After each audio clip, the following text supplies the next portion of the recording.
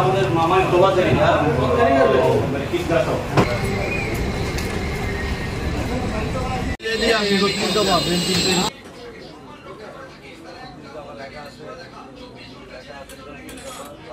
আলহামদুলিল্লাহ আলহামদুলিল্লাহ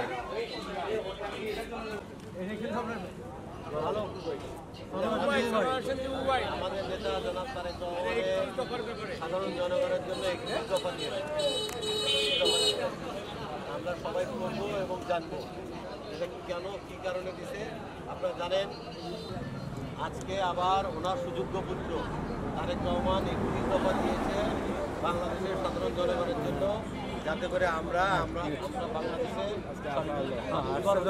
আপনারা সবাই তার জন্য দোয়া করবেন ইনশাআল্লাহ।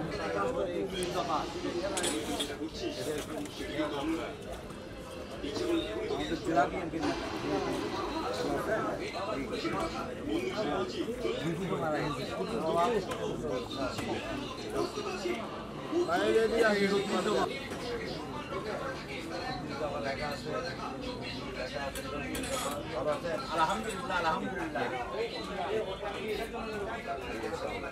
এটা করবেন এবং জানবেন যে উনি এখানে কি বলছেন।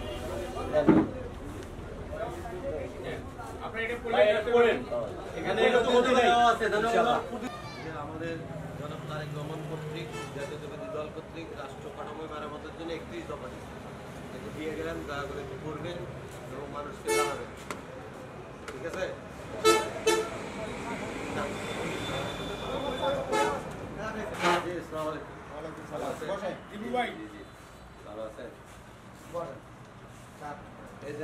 এই যে আমাদের 31 দফা রাখেন, 31 দফা আপনাকে দিচ্ছি।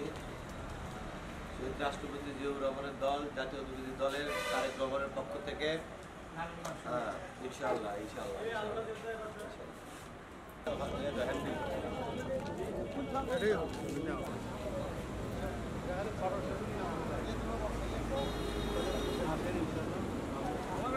চলে গেছে।